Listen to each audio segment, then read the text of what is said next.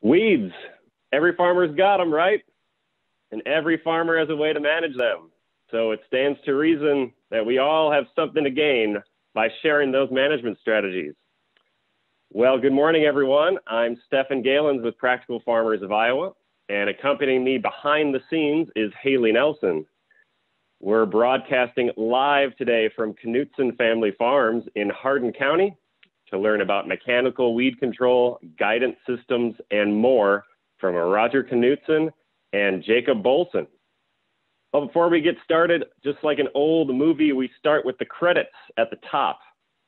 This event is a joint effort between Practical Farmers of Iowa and our partner, the University of Northern Iowa's Center for Energy and Environmental Education. Their Farming for Public Health initiative seeks to highlight land-based agricultural solutions that solve for a pattern of environmental issues that impact Iowa's health. Together, we're trying to include public health and medical practitioners in the conversation of agricultural practices that improve health, reduce inputs, and improve biodiversity. This field day is sponsored by Pipeline Foods.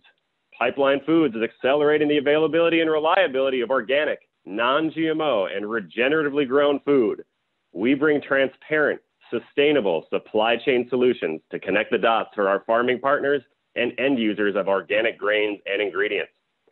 And by Reichart Electronic Innovations. With Reichart Solutions, the choice of precision components is yours. You can mix and match to fit your operations needs. The flexibility can allow you to save money by using components already owned. We'd also like to thank our major sponsors for this year's field days. We cannot do this without these folks and individuals who help us put on over 60 of these virtual events this year. And here's some of them, and here's a few more of them. Again, we would not have this possibility to bring all these awesome virtual field days and events to you without the support of these organizations. So thank you. A little bit about Practical Farmers of Iowa.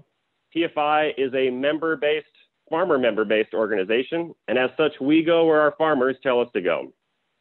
We achieve our mission listed there by helping farmers connect and share knowledge in any which way. And we're doing this today through a virtual field day. You can learn more about the many other great things we do with our members on our website listed here. Okay, here's how today's virtual field day is going to go. We've got the rest of the hour with Roger and Jacob. They're going to cycle through and remark on a few pieces of equipment they use when planning for weed control on their organic farm. They had originally planned for an infield cultivation demo, but the recent heavy rains in the area have eliminated that possibility, unfortunately. Roger and Jacob have requested that we conduct Q&A when they're done with the planned remarks. But as we go, please enter any questions you have using the comment box in Facebook. I'll be monitoring those throughout, and we'll relay those to Roger and Jacob during the Q&A session at the end. And finally, when we're done, please tell us what you thought about this virtual field day. This is new to us, and I'm sure it's new to all of you. We really value your input. So I'll post a link in the comment box now for that survey, and I'll do so again at the end of the session. Please note that all those who fill out the survey will be entered into a drawing to win a PFI branded water bottle. So please fill out that survey to let us know what you think, and we'll be glad to have your input. And for now, I'm going to hand it over to Roger and Jacob to take it away for the rest of the day. Thank you all. Good morning, everybody. Welcome to Hardin County on a beautiful Saturday morning. We're about 5 miles north of Hubbard. My name is Jacob Bolson. And I'm Roger Knutson. And we are certainly glad to have you with us here this morning. We can go to the next slide, please. You know, this virtual field day thing we're excited to do it, taking into account all of the challenges that we've had in recent months. And hopefully we can bring you all some interesting insights this morning, but also look forward to discussing some questions later on. So as Stefan said, we're going to focus today a lot on equipment and technology. Unfortunately, Thursday morning when we got 3.5 inches of rain, coupled on top of the rain we had gotten earlier in the week that has ruled out doing a live demo today. But we're still going to do our best to show you some interesting, some comments, not only based upon the slides, but also we're going to switch over and do some walkarounds of some machinery like this tractor and cultivator that's sitting right behind Roger. So let's move on to the next slide, please. We'll do a real quick introduction to the family. So the Knutson family is shown here on the screen, here out in the Hardin County area. Roger, Mary, my in-laws, and the family. This is a few grandchildren ago, shall we say. The family has grown since this picture was taken, but we are a true multi-generational family operation here in Hardin County. So if we go to the next slide, please. So there are really three independent businesses. So my wife and I, my wife is Roger's daughter. I would say we're farm support, as you can call it. We both work full-time, but we're humbled and blessed with the opportunity to support the Knutson family with the broader businesses with Roger and Mary, with their beef cattle and 100% organic crops here in Hardin County. Roger's younger son, Isaac, also farms here in Hardin County with beef cattle and diversified organic and transitional crops. And then Roger's older son, Zach, and his wife, Carrie, farm both in Hardin County and Wright County with diversified organic and conventional crops, as well as beef cattle. So three separate family businesses, shall we say, but there's a lot of equipment, labor, and facility collaboration to help spread out all the different tools that we have in the toolbox. So go to the next slide, please, Haley. So a little bit of background on organic specifically. So Roger and Mary got into organic back in 1999. So over 20 years now that the family has had in the farm, at least in this area, having an investment into organic production. As I mentioned earlier, the family farms in both Hardin County, here in the Hubbard area where we're sitting this morning, and then up towards the rural Steamboat Rock area to our northeast. And then also up in Wright County, up in the Missouri area is where the family operates as well. Organic crops that the family covers include corn, soybeans, oats, and then hay and forages as well as part of that rotation and to feed those beef cattle. Next slide, please, Haley. So I wanted to offer a few opening thoughts as we get into rolling with the field day this morning. Hopefully everybody's got their Saturday morning cup of coffee. A few different comments. Mechanical weed control, as certainly Roger has learned and his sons have learned and I've learned since I married into the family, is very much an ongoing journey. There is no black and white answer.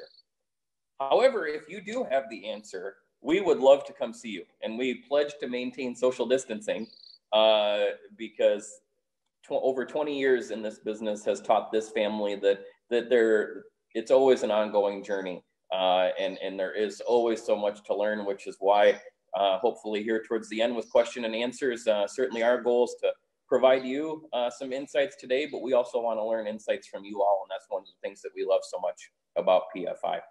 Next slide, please.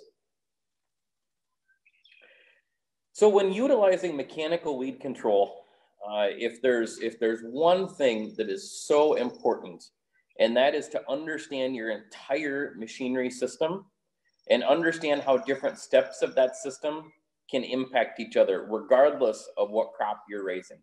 How does your harvest techniques impact your tillage techniques in the following spring? And how do those tillage techniques impact protecting that crop or weed control later on in the year? That is important from any aspect of raising a crop, but in our opinion, especially important as it relates to raising an organic crop and utilizing mechanical weed control. Next slide, please, Haley. So mechanical weed control requires a lot of different tasks, right? You're managing the cultivator, like the one sitting behind us. You're having to steer the vehicle. You have to observe the crop. You have to look in front of you and maybe look for rocks, look at fence lines, et cetera, et cetera. We view automating tasks as an opportunity to remove or lessen that human requirement so that you can focus on the more intensive tasks. Because regardless of what any of us might think, the human brain is very poor at multitasking. And the more tasks that you're trying to do at once, the less the quality of job that you're doing for everything. And so as you look at what those steps are with mechanical weed control, anytime you can automate something, that's one less task that your brain has to worry about or can worry less about, so you can focus on some of the more important tasks, such as observing your cultivator performance as you're going through the field.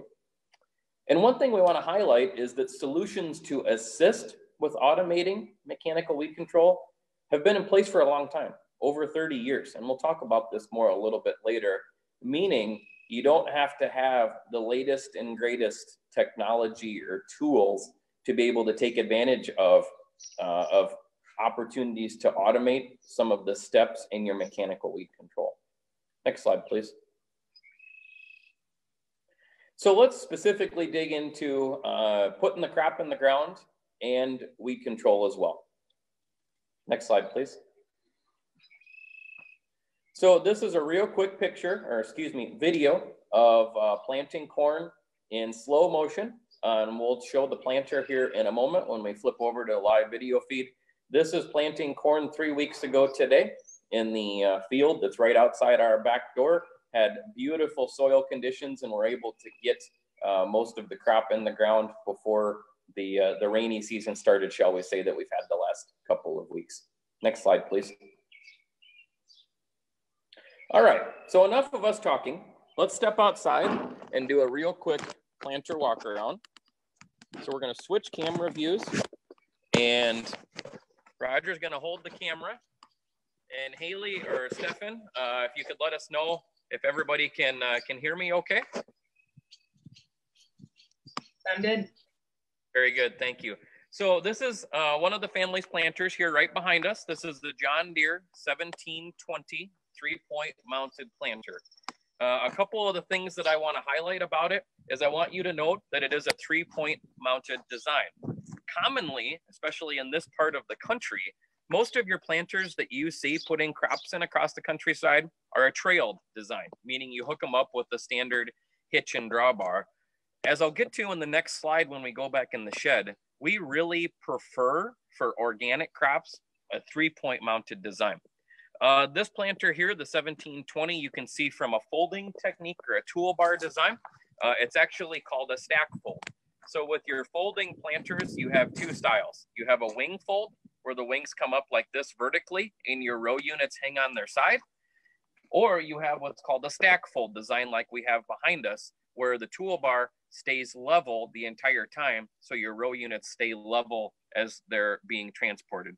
Two features about this planter that I want to highlight real quickly before we go back inside. Number one, note the row cleaners that we have. So we'll get to this here in a moment about our opinions about row cleaners, but this planter does have fixed row cleaners on it. It also has seed firmers. So you can see this plastic tab that I'm pulling down. We really like Keaton seed firmers. And what a seed firmer is after the seed drops into the seed furrow from the point to where my hand is right now, this seed firmer flows through that seed furrow before the closing wheels close that seed furrow or close that seed trench and help to compress that seed into the soil surface a little bit. We do use standard rubber closing wheels. We know a lot of people like different types of spiked closing wheels or even heavy cast iron closing wheels. Our experience in organic crops where we're using conventional tillage is that we like having a standard rubber closing wheel. The planter is also set up with liquid fertilizer. We're not using that right now. This planter was a new purchase for the family this year. It's a 2008 model, and just to help with this year's learning curve, we've taken a year off from putting any sort of liquid product in the ground. So let's switch back to the PowerPoint, and we're going to switch the video back over, and we'll talk a little bit more about some of the content that we want to share with you all.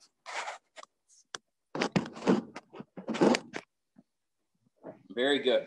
Okay, so I mentioned when we were outside that that's a 3-point mounted planter, and that we prefer a 3-point mounted planter for planting organic crops versus a standard trail design. Well, why? Implements like to move. If you look at that first bullet point, that's called implement drift. Even on perfectly flat ground, implements will move. And when your implements are moving, that can have a negative impact on cultivating later on in the season. Earlier, I mentioned cultivator blight, which is that bottom bullet point. So when you have two planter passes, if your implements are moving, that means the distance between your two planter passes can be increasing or decreasing, which can impact your weed control. By moving to a 3-point mounted planter, it gives you a lot more opportunity to, as the second bullet point says, help control the planter position as much as possible. Now, there are various solutions to help control the position of the planter. You can put automation technology right on the planter itself, but we believe the most economical method to help control planter position is through using a 3-point mounted design like the one that Roger and I just did the walk around the route. And what are the economics? Well, the economics come down to that if your planter positions are moving, it encourages more cultivator blight or taking crops out, and that's dollars that you're leaving in the field. So let's go to the next slide, please, Haley. Row cleaners. I mentioned these a little bit when we were doing the planter walk around, and we're going to step out to the field here in a moment and take a look at some the results of row cleaners. So row cleaners, some people call them trash whippers. There's various names for them. They have positive and negative. The positive, they move residue out of the path of the planter and help clean up that seed furrow, which is great. As well as for an organic operation, if you've had any fine weeds that have started to emerge since that last tillage pass, it's an opportunity to help scratch away some of those weeds and almost serve as a cultivating action. However, sometimes row cleaners want to dig a trench versus scratch the surface, shall we say, which that can cause issues with cultivating later on. So let's go to the next slide, please. So let's step outside and we're gonna do 3 walk-arounds here over the next few minutes. I'm gonna do a walk-around and we'll go out to the field and we'll show you the results of what the row cleaners do. And then Roger and I are gonna switch and we're gonna come back up here to the other side of the building. And Roger's gonna share a few comments around the rotary hoe that the family uses for weed control, a John Deere 400.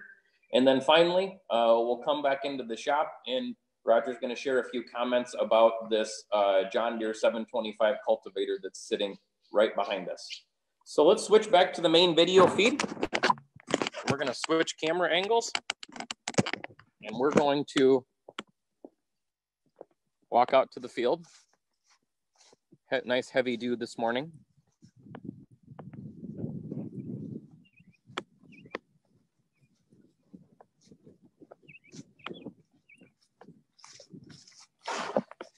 Okay, so like I said, this corn was planted 3 weeks ago today. We have not been in the field since, which is why we've got some of the weed pressure out here that we do. Some of this is still leftover clover from last fall, or excuse me, from this spring when we did the tillage pass. This field was in hay for 2 years. It was sowed in oats in 2018 and then undersowed with an alfalfa mix, and it was raised in hay towards the latter part of 18 and through 19. And then this spring, we terminated the alfalfa with a pass with a disc. So that's what you can see here, some of the alfalfa that didn't get terminated, but a cultivator will take care of that really easy. So what I want to show here as we talk about row cleaners. So if you look, we've got a nice smooth surface right where that planter row unit ran, which is great for scratching residue out of the way, like these pieces of alfalfa stubble here. But the challenge is this in general, this is pretty smooth. There's not too much of an elevation difference here between your seed furrow and where your row units are actually going to run when we come through and do cultivation later on this season, whenever it stops raining. If anybody on here this morning knows how to make it stop raining, please give us a call afterwards. That'd be great because we've got some weed control to do. But one of the challenges you can run into is depending on your terrain, these row cleaners can make quite a bit of elevation difference, which as you think about soil flow, to use a Gary McDonald phrase. Some of you might know Gary. He's a cultivation consultant in Illinois. He likes to talk about soil flow a lot. As you think about soil flow, if your crop is here and your weed control zone is here, that's going to impact your soil flow, especially as you think about some of those passes where maybe you're trying to hill up a little bit, hill the corn, hill the beans. In general, we like row cleaners because of what they do here of creating this nice soil surface for that plants to emerge through, but they do bring with them some challenges that can impact the organic operation. So enough about row cleaners. Let's walk back up now, and we're going to walk to the other side of the building.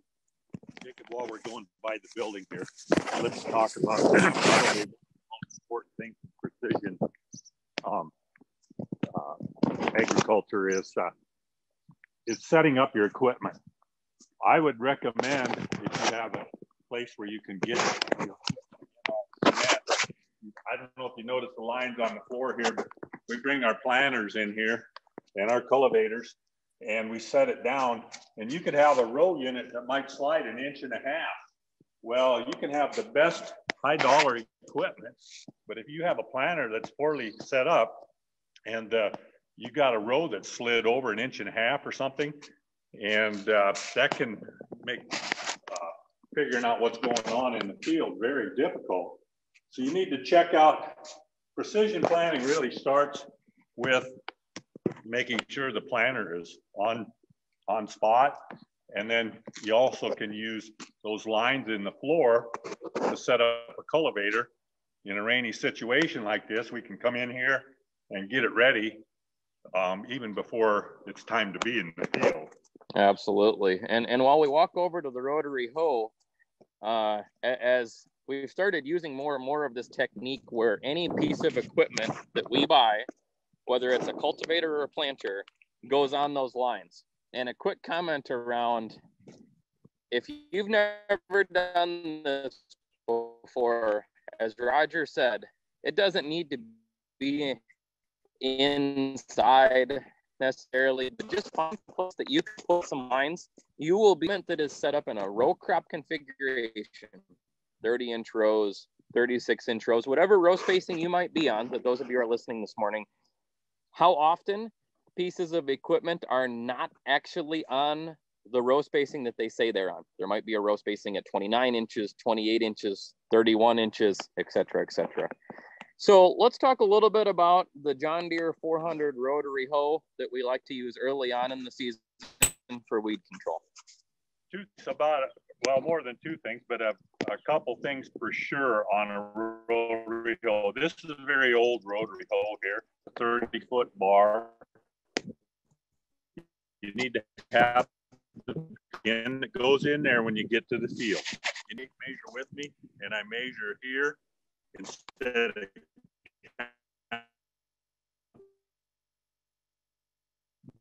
I like to know exactly where I'm at.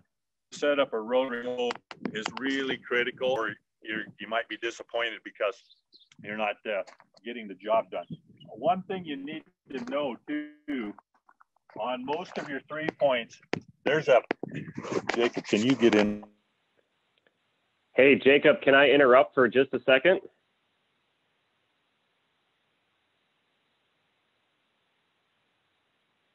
Jacob, we are losing your hotspot.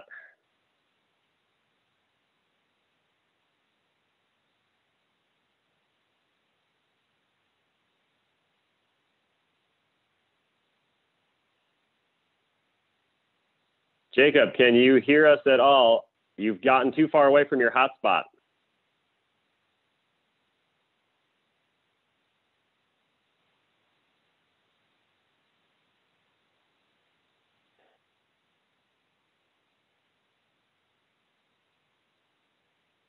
Uh-oh.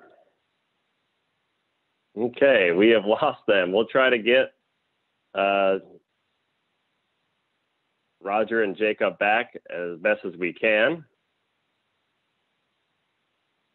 Oh, they're coming back now. Can you spotlight them again, please, Haley?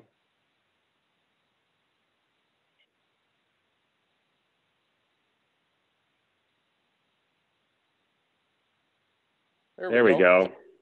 See us now? Yeah, you got a little too far away from your hotspot. Sorry about that, everybody. We were having a great conversation about rotary hose, and then Zoom said that we had gone blank. So Roger will share a couple quick comments again. We'll stay closer as we test technology here this morning. Share a couple of those similar comments, and when we're doing some other walk-arounds later, maybe we can bring that rotary hoe up here closer again. So let's switch over and let's talk about the 725 front mount cultivators a little bit. I previewed earlier, or Roger made some comments earlier about the cultivators and setting things up on the lines. And he'll share a few comments about these John Deere 725 family of front mount cultivators that we like to use here on the farm in Hardin County. One thing I really like about the 725, one of the options that you could have gotten from Deere back in the day was crank adjust. That's really a nice feature on this, especially when you got quite a few rows to adjust. The other system is this here where you have to unbolt it and then you lose your increments. And so being on cement here with the lines in the floor, we can get it kind of set in where we want. The crank adjust is really nice. Also on the Deere system here, this is for putting it away. You put this in here and you for folding it up, but you have to take this out and put it underneath there. The neat thing about this particular 6-row 30 that I have is I could put those pins in here, and if I wanted to, I could apply enough pressure to this thing. I can lift the front end of the tractor off the ground if you put all of these in. I don't think that's really good for the cultivator, but that shows how much down pressure you can get if you need it. Sometimes the ground gets, our particular ground doesn't get hard, but I've been in some fields where you can't get a front mount cultivator to go in the ground. But with this one, if you put all those bolts in there up here on the top, you can see that one is still in. That's because we just put this on, and that's how you make the jacks work. But that needs to come out and go underneath. You can raise and lower it. We have a 12-row 30. We've got 2 or 3 of them. I would like to experiment someday with maybe putting some Lillison units on, and we were going to try to put finger weeders on this particular cultivator. I haven't got that. I couldn't make that work, so we put them on a rear mount. But with this particular unit, I really like when the crop is small, because with the wands that are on our cultivators that guide the cultivator, the crop needs to be probably at least 5 inches tall so it can sense where the crop is. Now there's optics that we're going to use. My task for my son-in-law, Jacob, is we were pretty close to getting this tractor to actually drive itself using these sensors.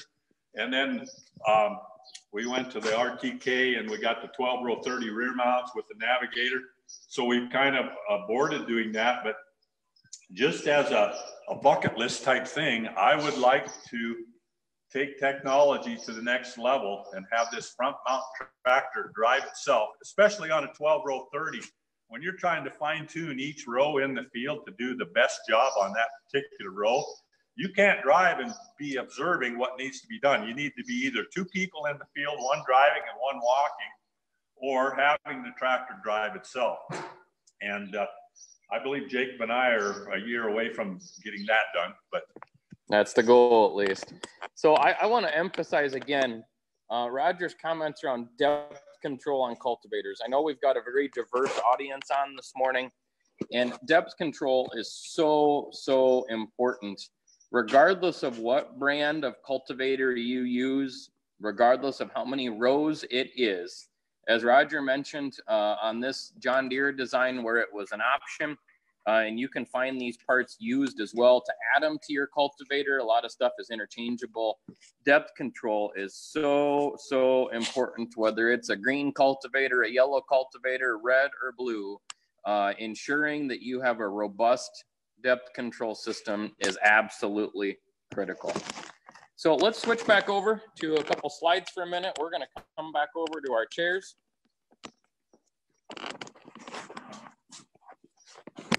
Okay, so we shared a few comments around the planter, the row cleaners, Tried to share a few comments about the rotary hoe. Apologize for that our technology wasn't quite behaving. And then we shared a few comments around the 725 front mount cultivator and what we really like about this John Deere design. Before we move into automation, we do want to mention briefly something that we view as an absolute must for any rear mount cultivators. And Haley's going to leave the slide up, and I'm just going to flip my camera. And if the audience can see that, Haley, in the small window view, we love, absolutely love having a hydraulic third link for rear mount equipment. The manufacturer that we got ours from, I'll switch back to being able to see Roger and I, is Noose out of Nebraska. But we absolutely love having a hydraulic third link for those rear mount cultivators to help adjust that pitch going through the field. Next slide, please.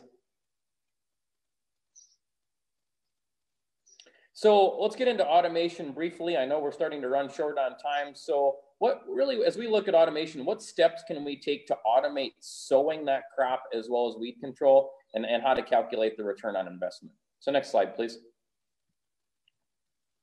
So let's talk about automation without GPS for a minute. You've got a few different options on the market. The first of which, again, is older than I am, and that is Navigator or other brands of sliding three-point hitches or types of guidance hitches that utilize a wand that feels that crop as it's going through the field and automatically moves the position of that rear mount cultivator to help feel that crop.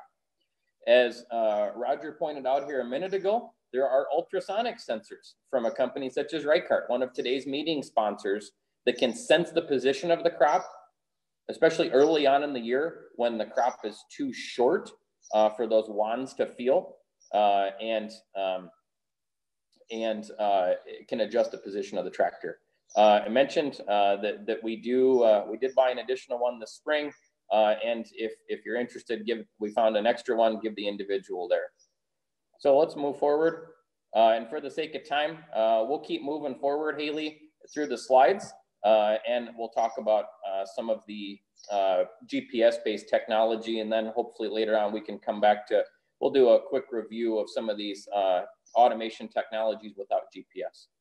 So as we talk about with GPS, there's a lot of different brands on the market, right? There's John Deere, there's Ag Leader, Reichart, one of today's meeting sponsors, Topcon, Trimble, Raven, on and on and on. Various solutions on the market to help with automating that use GPS. Let's go to the next slide, please.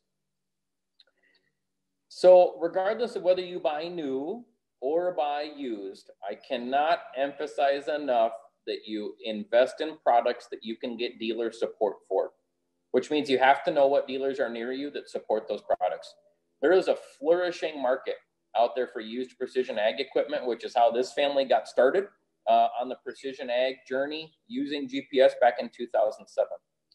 The other thing that I highly recommend, I've been working with precision agriculture for over 15 years, is before you make any investments, highly recommend building that multi-year plan of what your needs are and what your vision is. Because there's so many different options available, especially when buying used, that it's very easy to wind up with a fragmented mess. And you don't want that.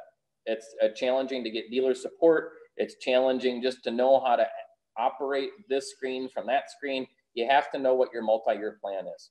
So let's move forward to the next slide. A brief history. This family started out in 2007 with a used Raven Invisio Plus that you see there on the screen, which is just a basic follow, as I call it, follow the screen guidance display.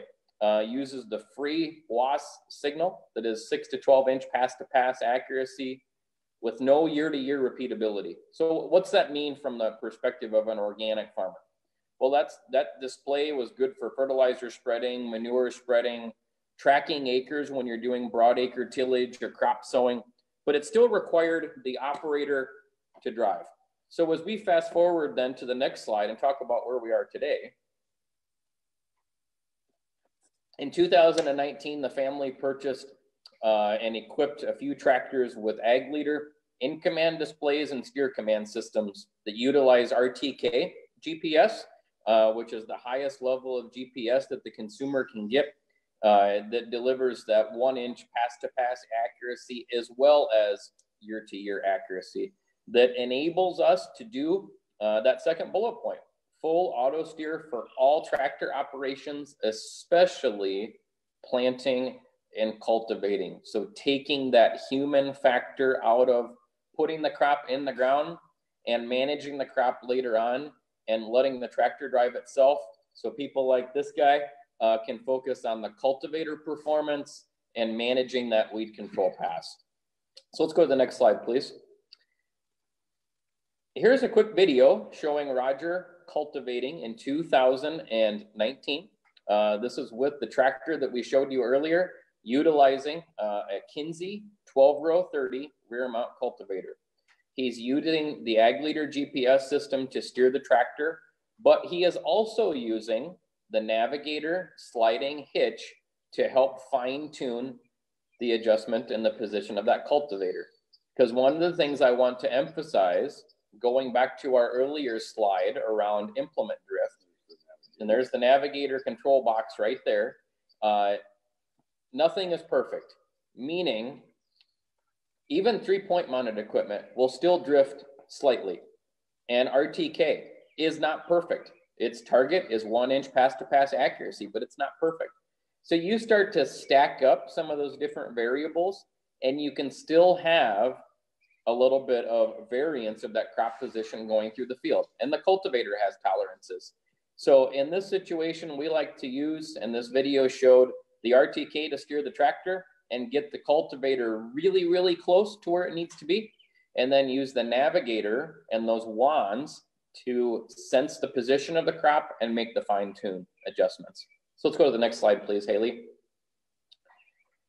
So how do you quantify this? What if you're just sitting in front of your banker and you're trying to calculate the return on investment for investing in automation equipment, whether it is adding one of those 30-year-old 3-point guidance hitches for your rear mount cultivator, buying used equipment to help perhaps automate your planting and cultivating operations, or even buying all brand new. How do you quantify it? Well, we see 3 different factors. Number 1, productivity. Increase your acres per hour or your square feet per hour, whatever your acreage metric might be that you work with on your farm. And also fatigue. Reduce your mental workload. The less tasks that you're trying to run through your brain at once, the easier it is to focus on the ones that are of high importance, and that is that third one of quality of work. And the better job you can do, especially with that cultivation pass, has a direct correlation to yield. So what really helped us make the final decision to make the investments that this family did was the 2018 crop. After doing a deep dive into looking at some yield data, we found some pretty striking comparisons looking at yield impact of those 2 planter passes that were all hand driven at the time. And as those planter passes would go like this, because nobody's perfect at hand driving, we saw some pretty significant yield drop on those 2 planter passes that came adjacent to each other due to cultivator blight and other factors. And that's what really helped make the decision that in 2019 to make the investments that were made. Can I interject here? Please. To make that observation on the data, we had to combine 1 row at a time there on those outside rows. I was actually looking to see what kind of yield reduction was. I had planted the field with an 8-row wide, 8-row 36 planter, but I only have a 4-row wide flamer. And early in the season, I noticed that the flamer was not working on the outside row. And on one pass, a half-mile long pass, I noticed that there was a lot more weeds where the flamer was not working. And I thought, well, at harvest time, we're going to combine that 1 row at a time and see what kind of yield drag those weeds were costing me. And the only way to do it would be combine 1 row at a time. So I hadn't even gone halfway across the field on half-mile rows. And I noticed, yes, there was more weeds because the flamer wasn't doing its job, because the flamer went out on that row. But I also noticed that there was a lot less corn. And I thought, well, this is an invalid test on the flamer side of it because you can't credit better weed control on these other rows. So I figured out that, yeah, I'm cultivating out corn here on this outside row. So it was an invalid test as far as the flamer, but it was 17 bushels difference on a half-mile row. So if you're trying to justify some equipment, I would advise to figure out your row width and figure out how many outside rows you have across the whole field. But don't use 17 bushels because I think that was an extreme case scenario there. But even if you use 5 bushels for every outside row you have on a big field or a small field, and 5 bushels of corn at organic corn at the time when I did the math in 2018 was an average of $10 a bushel. That's $50 an acre right there. In my case, it was 17 bushels, so it was a lot more money. Now, it wasn't that severe on the whole farm. That was in a spot where it was rolling and stuff. But you can do some math, and I can walk you through that on your farms. If you tell me how many acres you got, we can quick figure out using even 2 or 3 bushels on every outside row. On a 160 acre wide or on a 160 acre square field, I believe on 12 row 30, it's something like 255 passes. I did this a couple days ago and I'm forgetting the math. I will help you with that if you're trying to justify spending some money on the high dollar equipment. Absolutely. So let's move to the next slide around really what's the future hold, right? Where there's getting to be more and more automation. Well, this is a picture of a magazine article from nearly 10 years ago from an engineering magazine, the American Society of Agricultural and Biological Engineers. And it was called The Farm of the Future. And here it is showing a swarm of robots out there doing mechanical weed control.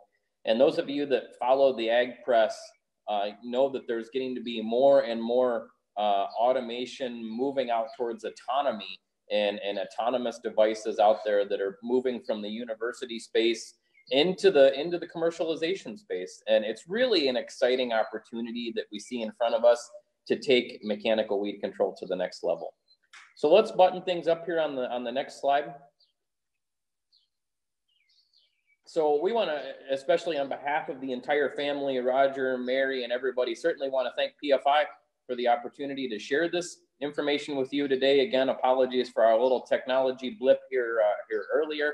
We're all learning how to do these virtual meetings. Especially want to thank Stefan for helping to put this together, as well as Pipeline, actually one of the grain buyers that buys grain from this family, as well as Reichard Electronic Innovations.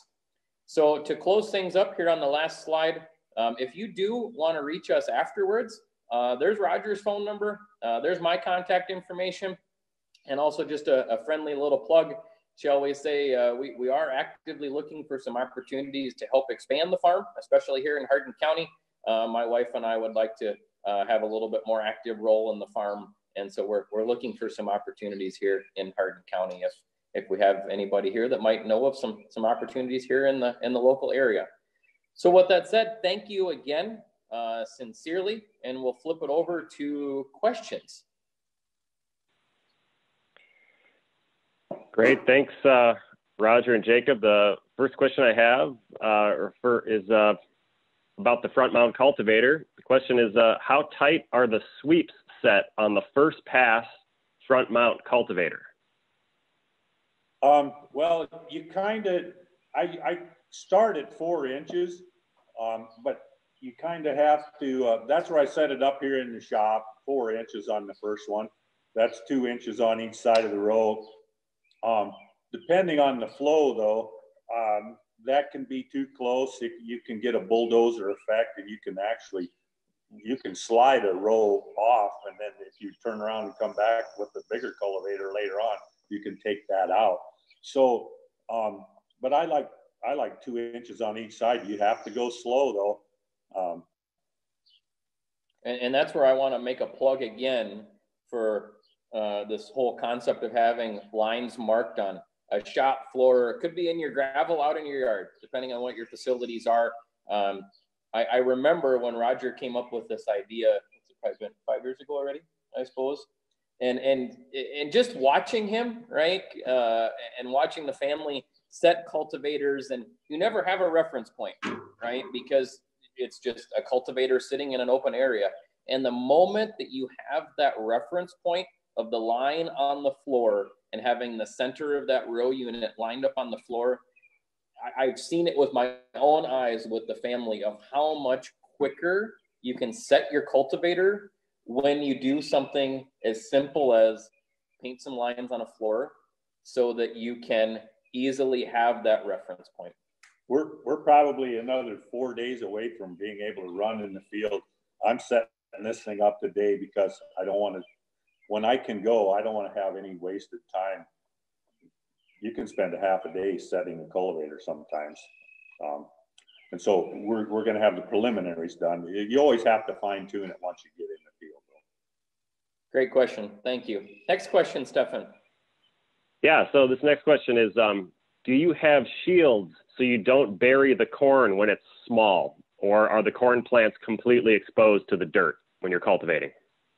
I have shields. They're not on today because I was cultivating last year with it, and I didn't really need them. The dirt was flowing well, and I was pushing the dirt up without throwing it on top. It's going to be slabby, I'm thinking, so the shields are going to go on today for sure. And will you be using rolling shields or the solid shields? There'll be rolling shields on the rows that are not under the tractor. There's 2 rows that are under the tractor on 30-inch, and those will be a sliding shield.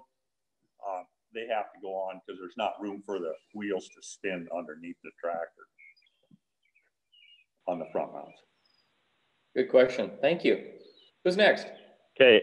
Yeah. Next question is, how many cultivators do you guys run, and how many acres do you cultivate each year? Well, we cultivate everything that's organic. In my situation this year, I'm down on the row crops of corn and soybeans, but how many cultivators do we have? That's a good question. That's a great question.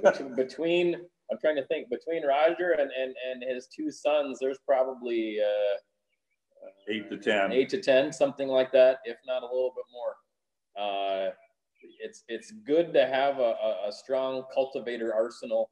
There's the front mounts like you see here. There are some multi-sweep John Deere rear mounts as well.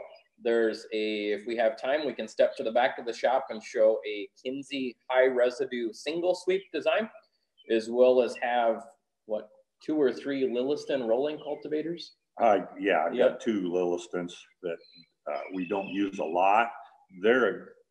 I wish there was some things we could do to make those a little more user friendly.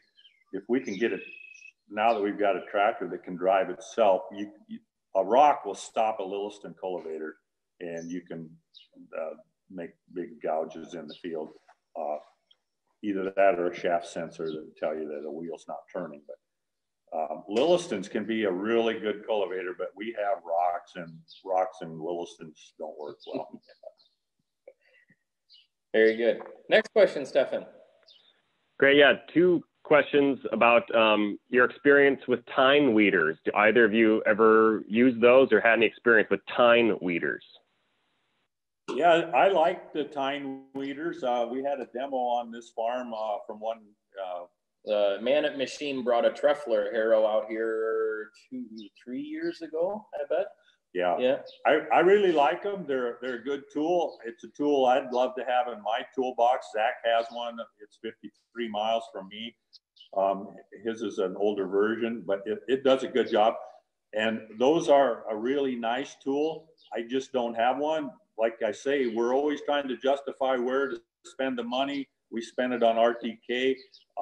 I would like to have a tine weeder to put to work. I don't know if it would work now, though. You need a lot of different tools because of the weather situation. I'm not so sure I could make a tine weeder work after all the rain we've had. But our beans are not in the ground. And if it dries up now, I would love to have one for working behind my beans, provided it stays dry and doesn't get a crust. It is exciting to see all the different options that are on the market now. You know, traditionally it's been the Kovar tine weeder. Now we've got the Trefler design that's been here, brought in by Man at Machine here 3 or 4 years ago. And I know there's a PFI member in Southeast Iowa, whose name escapes me right now, but I know he hosted a field day, I believe last year on the Trefler tine weeder. You've got the Austrian design, I believe it's pronounced Hitzenbichler.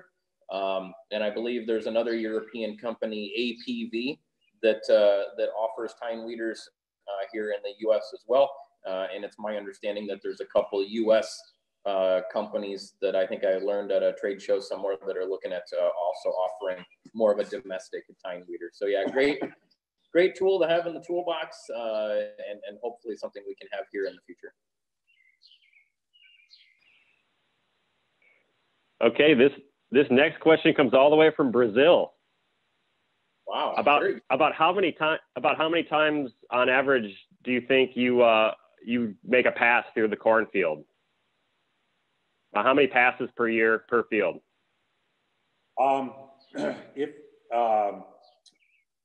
Including planting and prepping? Sure, let's include all those. So I'll tell a little bit about how the field has gotten to where it is currently, and then I'll let Roger talk about weed control. So this field, we left last fall. It was, as I mentioned, an alfalfa mix. So this spring, it was disked with a heavy disc to terminate that alfalfa. Heavy disc, but not put in the ground real deep. Yep. We're not a big fan of deep tillage, especially on this particular field, because deep tillage brings up rocks. And so this field was disked, and then it had a sweep plow, as you call it, a John Deere 550 Mulchmaster go through it to help knock the soil off of the roots. And then I believe it's been drugged once. No, it wasn't. We didn't. It wasn't drugged? No. We just had a soil finisher go through it. Then we had a soil finisher just before I planted. To help with that final seed bed preparation. And then I'll let you talk about weed control. Well, weed control kind of hinges on the weather, but typically I like to rotary hoe my corn. If I get it planted nice and deep, I like to rotary hoe my corn about 5 days after I plant it, just to rip out the white root weeds. And then we go in with a front mount cultivator. We like to do some kind of weed control every 7 days if we can. It doesn't need to be any sooner than that, unless you know it's going to rain for 2 weeks. Then if it's 5 days since your last weed control and 2 weeks of rain in the forecast, you better go again, just to give you some a longer period of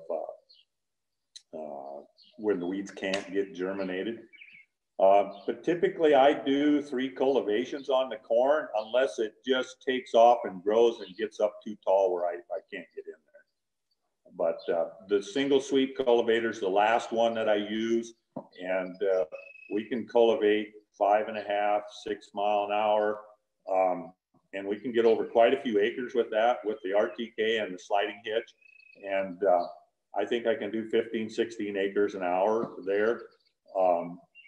But it hinges on the weather more than anything. In a perfect situation, though, I would like to run at least something every 7 days. Great question. Glad to have you joining from Brazil today. Been to Brazil a number of times. Country. Great state. Okay, let's recap that. Let me see if I was able to keep count there. So I had 3 pre-plant passes. No. And then a planting pass. So that's 4 passes. A rotary hoe shortly after planting, that's 5 passes. 3 cultivation passes, that makes 8. And then the combine would be the 9th pass. Yep. That sound about right? Yep. And then also this year, hopefully going to try a little bit of cover crop interseeding as well, probably during one of those latter cultivation passes as well. His younger son, Isaac, has invested in a little air cart to try blowing down. We really like some of the cover crop work that's been done by like Joel Gruber at Western Illinois University and Aaron Silva at University of Wisconsin. Don't know if either of those folks are on this morning, but would like to see what we can learn about interseeding cover crops that hopefully won't add another pass. We'll use one of the existing passes to do that. We're hoping to pull that particular unit behind a front mount cultivator like this, the 12 row 30, and then we'll be seeding between the rows. So lots of passes, Stefan. Where'd you end up? 8, 9? I had 9, and for the record, yeah, Erin Silva is on. She just chimed in, so I'm glad to have her. Okay, we got a question here. Do you typically only rotary hoe once for both corn and soybeans? So you mentioned one rotary hoe pass there, Roger. Is that typically it? No, I do rotary hoe my corn sometimes twice. Usually that 5 days after planting. And then if the soil is mellow and I'm not throwing big chunks up on top of a corn plant or something, and rotary hoe is inexpensive weed control as far as labor and time, and that usually runs about $5 an acre or less, depending on how fast you can go and what you have to do. But if I can, yeah, I'm not opposed to rotary hoeing my corn when it's in the 3 or 4 leaf stage. It's a matter of after I've done it 20 years, you kind of roll with the flow, and you know what you can and can't do with each particular tool. And if somebody want me to say, just write it down on a piece of paper exactly what you do, well, from one year to the next is a different story. My son said to me one time, "What did you do last year, Dad, that you didn't do this year? You had so much better weed control." And I said, "Well, I don't know of anything specific, but it probably didn't rain each night after I got done cultivating." Because that can be a big issue too. You can cultivate and kill weeds that day, and depending on how the cultivator left, how much dirt on the weed seed or on the weed roots, they can, if you rains that night, they can start all over again. So that's why I like to go every 5 to 7 days in the field, just to keep after them. If anybody's concerned about soil health or tilling the soil, they say tilling the soil is hard on it. We like to be mindful of not doing recreational tillage. We don't deep till anything, but when I was checking my corn growth this year, my soil health is spectacular. I was finding all kinds of things going on that's going to help that corn plant get down through compaction. I kept cutting earthworms in half right in the seed furrow, and there's a great big hole where the corn could get its roots down through there. And I'm not worried at all about compaction, and our ground is soaked up the rain that we've had. I have one spot where it all ran off the hill and it ponded there, but it's gone now. After 3 to 4 inch rain, all those holes in the soil have just taken that moisture down, and it didn't run off. Absolutely. Next question, please. Well, Jacob, we are at time here, and so I just am going to start wrapping things up. I'd like to thank you and Roger and Mary for hosting us today. This has been great. This was our kickoff event, virtual field day kickoff. So thanks for being our guinea pigs and making this such a great first virtual field day for PFI this year. And we're looking forward to a whole lot more. And thank you all for chiming in and checking in with us this morning. I have posted the link to the survey in the comment box, and please do fill that out. We really, really appreciate your feedback. That'll help us get better and make these even better as we go along through the year. And again, you get entered into a drawing for a free PFI water bottle. So what's not to love? So thanks again, everybody. Thanks, Roger and Jacob. This has been great. And we'll say goodbye to everybody and have a fine, pleasant rest of your Saturday. Cheers, everyone. Very good. Thank you.